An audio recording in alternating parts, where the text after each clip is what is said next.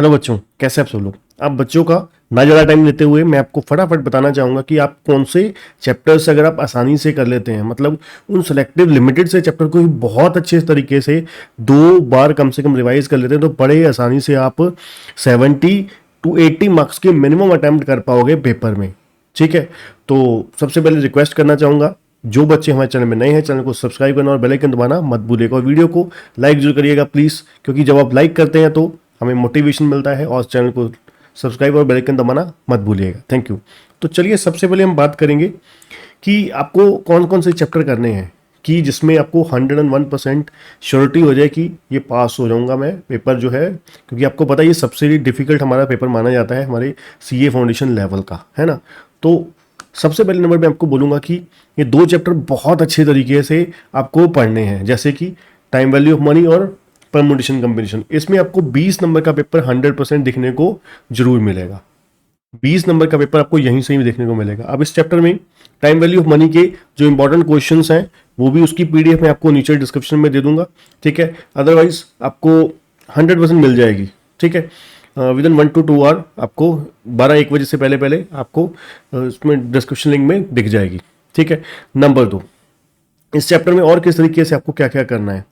इस चैप्टर में आपको पढ़ने का तरीका क्या है, टाइम वैल्यू ऑफ मनी में जो जैसे कि मान लीजिए जो क्वेश्चंस हैं इंपॉर्टेंट उसी के टाइप के क्वेश्चन आपको देखने को जरूर मिल जाएंगे टाइम वैल्यू ऑफ मनी के।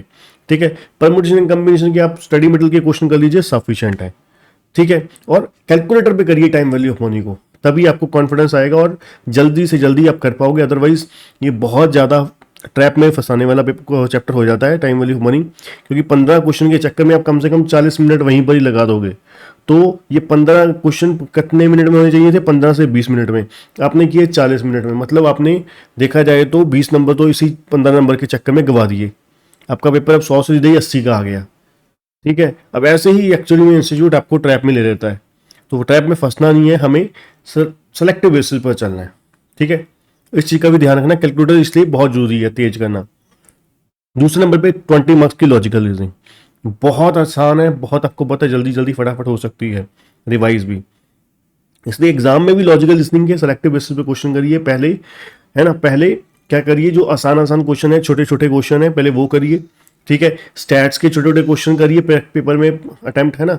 फिर धीरे धीरे करके जो क्वेश्चन आपको लगते हैं आसान आसान है वो सेलेक्ट कीजिए, क्योंकि आपको पता है खिलरा हुआ फैला हुआ आता है पेपर, किस तरीके से सीक्वेंस में नहीं आता कि पहले मैथ आएगा फिर एल आएगा, ऐसा कुछ नहीं है, सब कुछ खिचड़ी पक आने वाला है।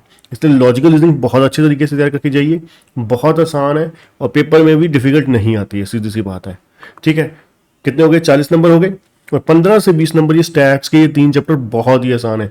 इंट्रोडक्शन टू स्टैटिस्टिक्स, सेंटेंडेंसी, डिस्पर्शन और इंडेक्स नंबर, ये चारों चैप्टर जो है कम से कम, मैं 20 नंबर कम लिख रहा हूँ, है ना, मिनिमम 15 बोला है पर 20 मिनिमम आता है, तो कम से कम मान के चलो 55 से 60 नंबर आपके यहीं पक्के हो गए। ये बहुत आसान चैप्टर है, इसमें इन चारों चैप्टर में इंट्रोडक्शन तो है ही थ्योरी, ठीक है, 1 मार्क आते हैं, और ये सबसे ज्यादा देखा जाए आपको पास करवाने में सबसे बड़ा योगदान इन 4 चैप्टर का होगा। कारण ये टाइम कंज्यूमिंग नहीं होंगे, पेपर में जो आपको क्वेश्चन देखने को मिलेंगे वो टाइम कंज्यूमिंग नहीं होंगे, बहुत थोड़े ही समय में आपका ये हो जाएंगे।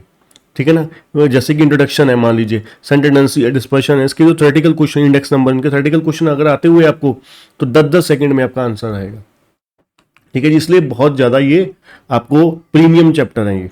और लास्ट नंबर पे 7 से 8 नंबर के आपको पता है, जो पहला चैप्टर है ratio, proportion, indices, log plus equation, ये कम से कम 7 से 8 नंबर का पेपर आपको यहाँ से भी देखने को मिलेगा।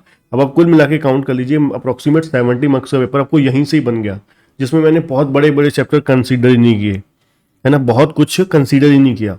तो 70 नंबर का भी आप अटेम्प्ट इतना इस तरीके से आप पक्का करके जाते हैं, और बाकी जो है एवरेज बेसिस पर भी कर जाते हैं, तो बड़े मजे से आपके 45 to 50 प्लस आ जाएंगे। ठीक है जी, तो ये बेस्ट स्ट्रेटजी रहेगी, इनको प्रायोरिटी बेसिस पर रखिए, बाकी सेकेंडरी बेसिस पर उन चैप्टर्स को रखिए जो रिमेनिंग बचे हैं। ठीक है बच्चों, तो आज के लिए इतना ही, thank you, good bye, all the best बच्चों कल के एग्जाम के लिए।